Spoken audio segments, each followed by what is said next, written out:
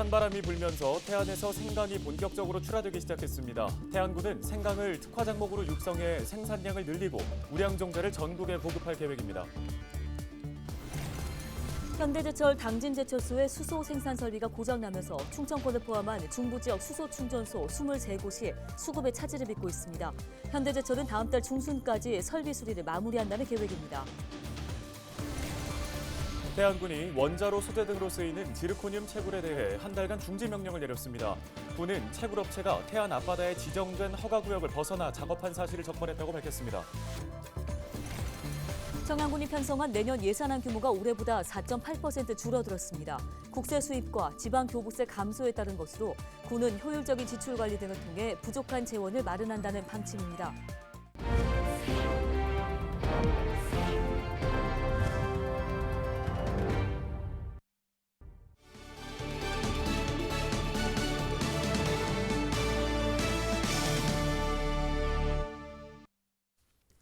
시청자 여러분 안녕하십니까? 헬로티비 뉴스입니다. 네, 요즘 날씨가 많이 쌀쌀해졌습니다. 또 일교차도 크게 벌어지는 날이 많아서 감기와 같은 면역 질환에 좀 걸리기 쉬운 날씨예요. 네, 그렇습니다. 요맘때쯤 이렇게 목이 칼칼하다 싶으면 사실 저는 생강차를 좀 즐겨 마시는데요. 네. 사실 11월이요. 생강 수확철이라고 합니다. 태안에서도 농가들이 본격적으로 생강 출하에 나섰는데요. 정우석 기자가 소식 전해왔습니다.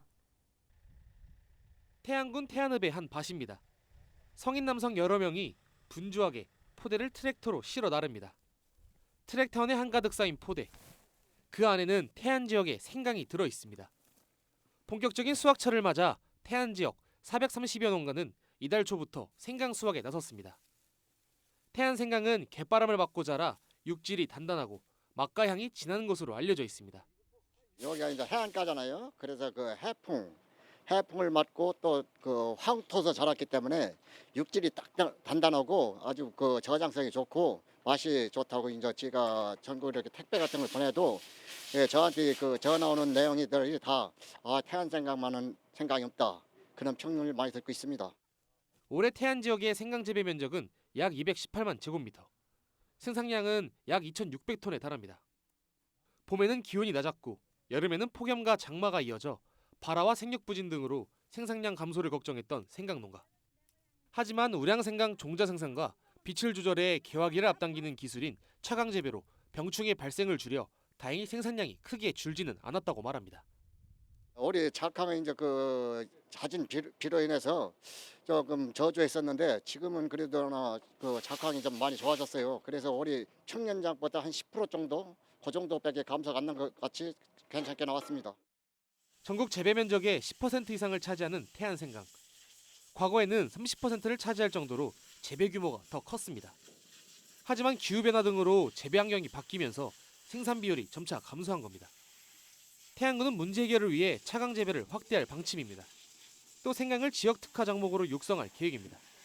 태안 생강 특화 작물 육성을 해서 그 고령화에 따른 농업 기기와 그다음에 가공 상품을 육성할 생각을 하고 있습니다. 태안군은 국내 최대 우량생강종자 생산단지 조성을 목표로 지역 내 생강 생산단체와 협력해 우량종자를 만들어 전라도와 경상도 등 전국 각지에 공급할 계획입니다. 헬로티비 뉴스 정호석입니다. 다음 소식입니다. 현대제철 당진제철소의 수소 생산 설비 고장으로 수소 공급에 차질이 빚어지고 있습니다. 최근 수소를 생산하는 현대제철의 설비 정비 기간이 지연되면서 수소 생산량이 줄어 수도권과 강원, 충청권 등 현대제철에서 수소를 공급받는 충전소 23곳에서 판매량을 제한하고 있습니다. 수소차 운전자들은 판매량 제한과 충전소 단축 운영 등으로 수소 충전에 어려움을 겪고 있는데요. 한편 현대제철 측은 다음 달 중순까지 수리를 완료할 계획이라고 밝혔습니다. 태안군이 세라믹 부품 등에 사용되는 금속인 지르코늄 채굴 업체에 조건 위반 사항을 적발해 한 달간 채굴 중지 명령을 내렸습니다. 24일 박경찬 태안 부군수는 기자회견을 열고 지난 8월 지르코늄 채굴 업체가 허가구역을 23m 벗어나 작업한 사실을 적발했다며 제재 배경을 설명했습니다. 채굴 중지 기간은 다음 달 4일부터 내년 1월 3일까지입니다. 앞서 태안군은 업체의 공유수면 점용, 사용을 승인하면서 허가구역을 벗어날 경우에는 허가 중지 또는 취소 명령을 내릴 수 있다는 조건을 달았습니다. 한편 해당 업체는 이번 채굴 중지 명령은 부당한 조치라며 집행정지 가처분 신청을 내는 등 법적 대응에 나선다는 입장을 밝혔습니다. 청양군이 내년 예산안을 지난해보다 4.8% 줄어든 규모로 편성해 군의회에 제출했습니다. 내년 예산안은 5,924억 원으로 이는 올해 본 예산보다 299억 원 줄어든 규모입니다. 예산 규모가 줄어든 데에 대해 청양군은 국세 수입과 지방 교부세 감소에 따른 것이라며 내년 재정 여건이 어려울 것으로 내다봤습니다. 군은 지출을 효율적으로 관리하고 통합 재정 안정화 기금을 활용해 부족한 재원을 확보하겠다고 밝혔습니다.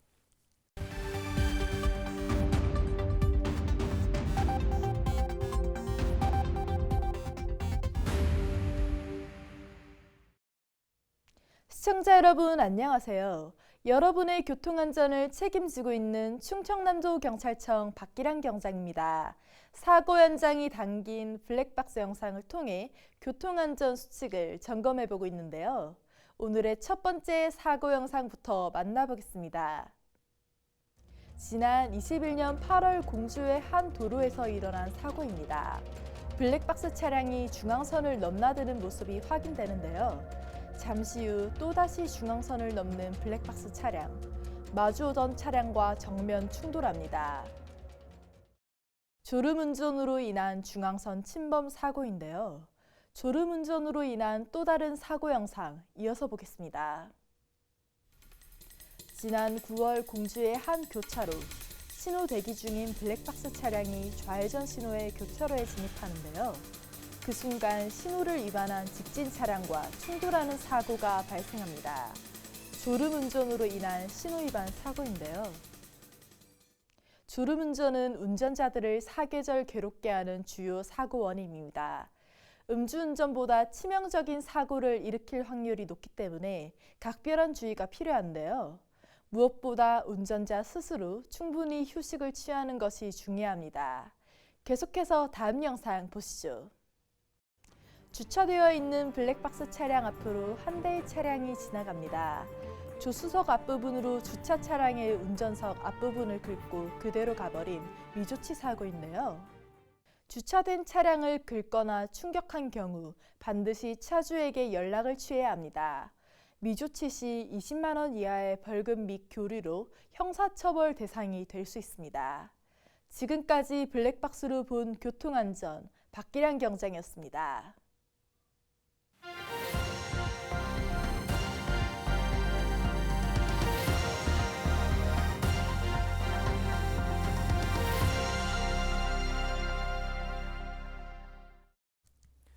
지역 소멸을 막아라. 케이블 TV 공동 기획 보도 순서입니다. 대구 경북의 경제 지도를 바꿀 대구 경북 신공항 건설에 가속도가 붙고 있습니다. 논란이 되온 화물터미널은 복수 건설로 가닥이 잡히고 있고 공항 기능 수행을 위한 각종 기술 협의를 비롯해 관광객 유치 방안도 구체화되고 있습니다. HCN 이정목 기자입니다. 대구 경북의 지도를 바꿀 신공항 건설의 날개짓이 빨라지고 있습니다. 2030년 차질 없는 개항을 위한 각종 협약 체결과 항공산업의 밑거름이 될 싱크넷 출범 등의 다각적인 움직임이 이어지고 있습니다. 위치 선정을 두고 논란이 된 화물터미널 건설은 군위와 의성에 여객기용 화물터미널과 화물 전용기용 화물터미널을 각각 건설하는 방향으로 가닥을 잡고 국토부의 승인을 기다리고 있습니다. 화물터미널을 복수로 설치하는 안을 저희들이 적극적으로 그 기본 계획에 포함시켜서 검토를 하겠습니다. 국제공항으로서의 위상을 높이기 위한 전세기 취항 업무 협약도 일찌감치 체결했습니다. 중국인 관광객 유치를 위해 아시아 최대 항공사인 중국 남방항공과 협약을 맺고 우선 과제로 2025 에이펙 정상회의 경주 유치에도 힘을 보태기로 했습니다. 중국 관광객의 숫자가 엄청 증가되고 있고 중국 관광객의 트렌드가 굉장히 변하고 있습니다. 전국 각지에서 우리 경북으로 접근성을 높이는데 오늘 이 행사가 매우 중요하다고 생각합니다. 특히 에이펙 유치에도 큰 영향을 줄 거로 생각을 합니다. 항공산업의 성공적인 정착을 위한 정책 네트워크도 구성했습니다. 산학, 연관이 힘을 합쳐 신공항이 개항하기 전까지 항공물류 기업이 원하는 정책과 제도, 사업을 적극적으로 발굴해 나가기로 한 겁니다. 항공기가 뜨고 내리는 데 관련되는 모든 그 각종 그 기술적인 업무들이라는 교육 훈련들도 필요하고 그다음에 또 정비 같은 그런 기술 훈련 부분이 필요하게 됩니다. 그래서 그 지상 조업이나 정비 이런 부분을 성공적으로 이런 부분들의 산업으로 안착할 수 있도록 항공 관련해서 대학, 글로벌 기업, 우리 또 시군 모두가 힘을 합쳐서 정책을 개발하는 겁니다. 그러면 항공 산업 또 물류 경제권 이런 게서 결국은 대구 경북 신공항을 활성화시키는 데 목적이 있습니다. 이 밖에도 신공항을 하늘길로 연결하는 UAM 도입을 비롯해 철도와 고속도로 연결 등의 청사진도 지속해서 제시되면서 신공항 건설에 가속도가 붙고 있습니다. HCN 뉴스 이정목입니다.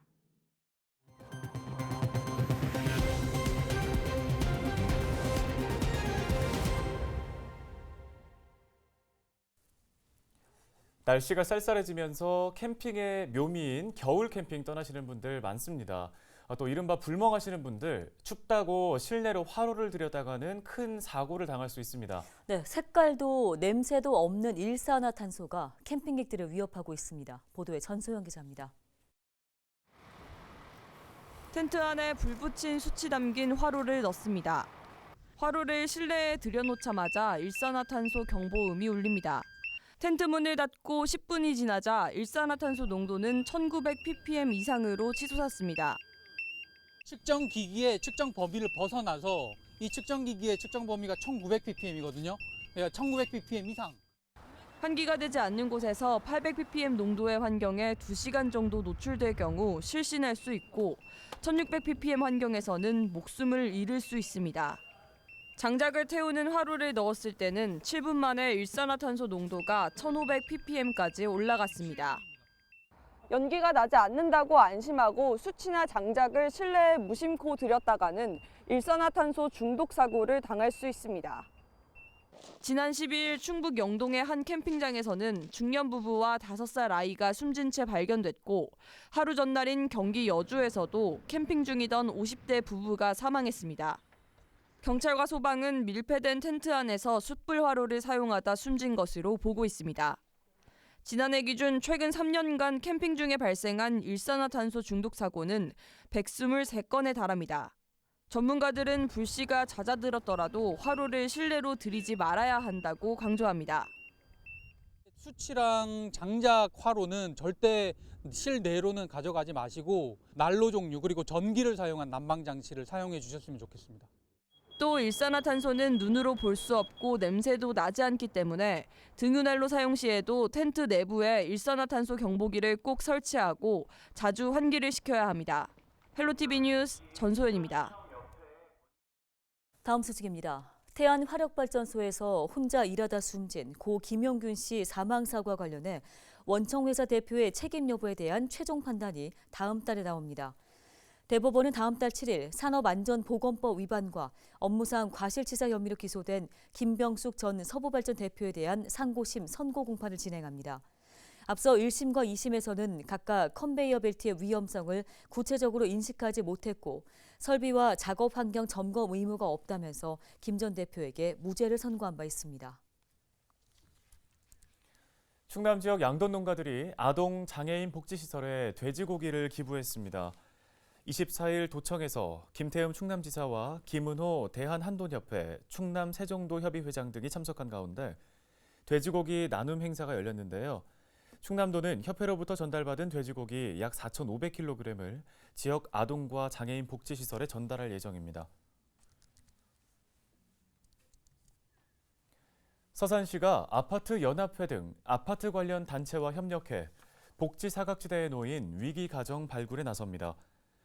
이번 사업은 최근 아파트 거주자의 고독사 등을 예방하기 위해 실시되는 건데요. 이에 따라 서산시는 아파트 관리비 고지서와 엘리베이터 광고에 보건복지부 상담센터를 안내하는 문구를 삽입할 예정입니다.